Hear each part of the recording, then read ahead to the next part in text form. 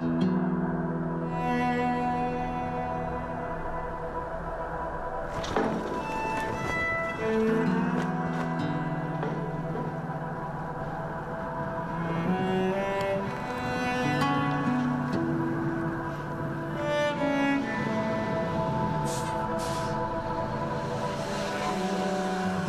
name is Minnie Akparook.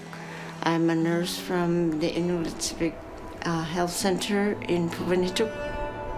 I've been working here for as long as I've been a nurse. I grew up in Gradewell, which is also known as Cook. I'm 59 years old.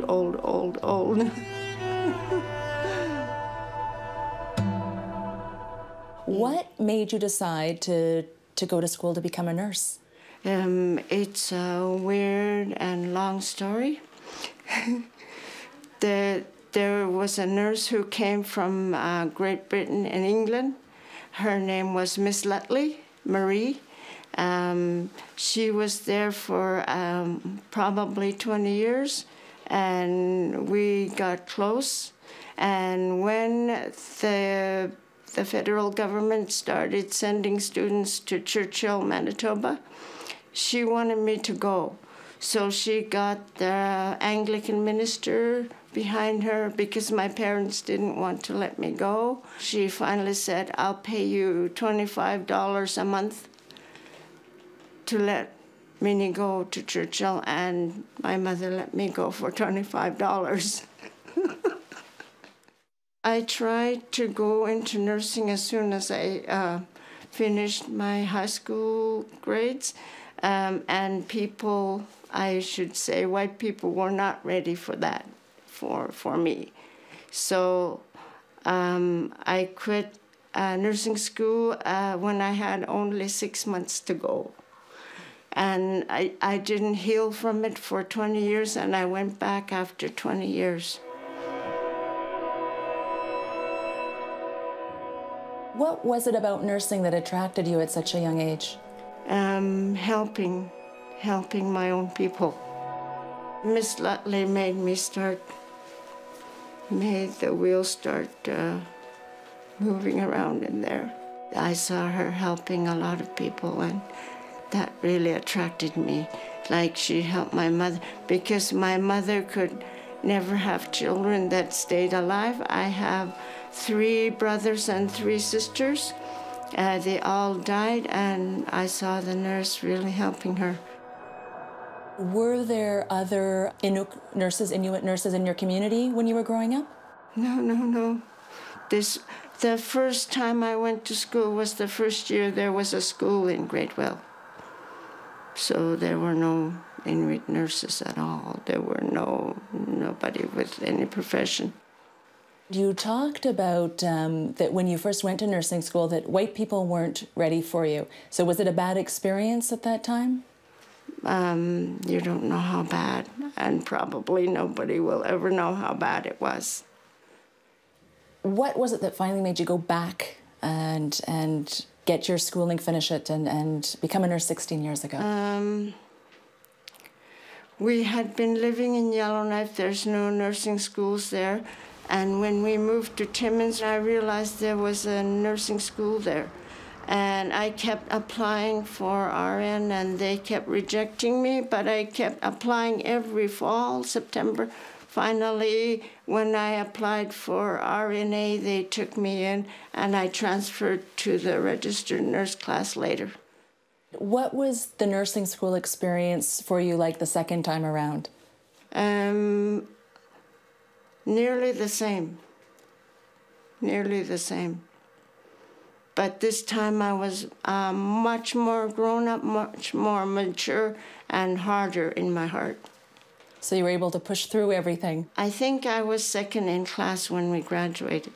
I was thinking about my other old class, thinking, what would they say if they saw me now? Once you started seeing patients, what was the reaction of the community? Pavinuktu is predominantly Inuit. Mm-hmm. What was the reaction like when you walked into a room? Okay. One of the first patients I had, he was in a wheelchair. And I came in with my little cup full of medication, and he was staring at me like, why are you giving me medication? Inuit don't give me medication. The nurses give me medication. So I explained to him, I am a nurse. And then he listened for a while about my going on about how I am a nurse. Then, without saying anything more, he was really going like, we're in charge in here.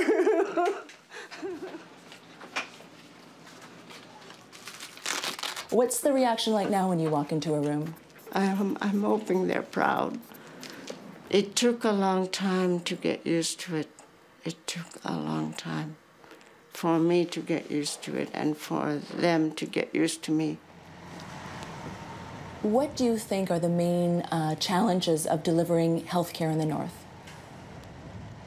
It's the great distances and the turnover. It's really incredible.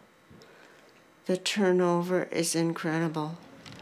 We're a long way from somewhere people perceive to be important. And here in Quebec, it's languages. Everybody doesn't speak the same language. So some of the messages get really twisted, and that can impact the health of the people who are the consumers of healthcare. Challenges also, again, related to language. When I'm translating all the teaching materials, it's very hard to translate medical terminology into Inuit. The other challenge was that because the Inuit, they see it macro, not micro, so they don't understand germs, or they don't understand your blood circulating in your body. It's hard to explain to them that there's something wrong with their body, with like diabetes, when they don't feel sick. When somebody gets sick in the South, they do blood work to see what is wrong with you, and they do an interview on you. And when you're doing that on an Inuit person, they don't necessarily understand why you're doing that. They don't necessarily understand why you're interviewing them. Some of them, I think, they just think you're visiting with them. So it's hard. Are the health concerns that people bring to you, are they different now than they were when you started? From my point of view, related to diabetes, obesity, it rose. There's no lack of food now. People don't know which foods are good choices. White people have food eating schedules, breakfast, lunch, and supper. Inuit don't have that. They eat whenever. And whenever there's food available, too. And does that affect health even nowadays? Especially for the person who is pre-diabetic and their body is struggling to control their blood sugar. Yes, very much.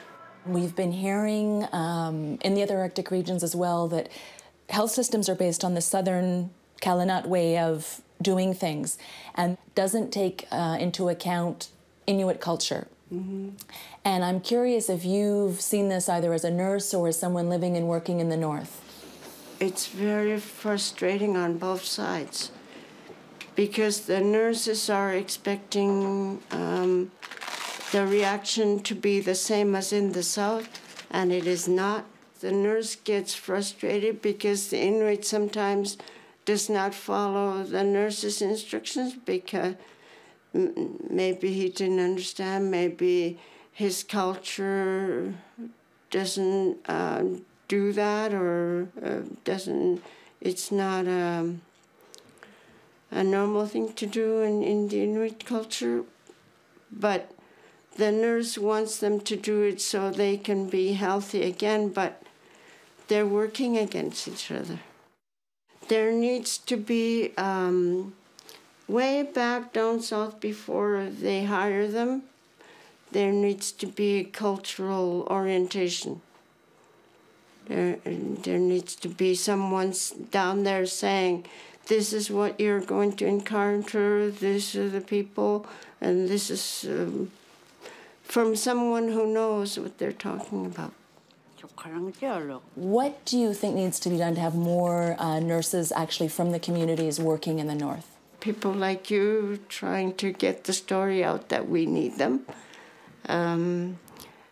Teachers and people who are in charge of education really pushing.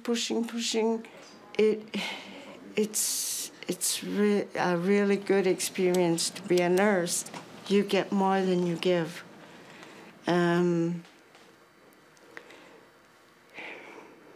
You're saving lives. So it's when you see a person get better, it's why you became a nurse. When you see them get better. Do you consider yourself a role model? No, and I don't want to be, really. I feel like I don't qualify.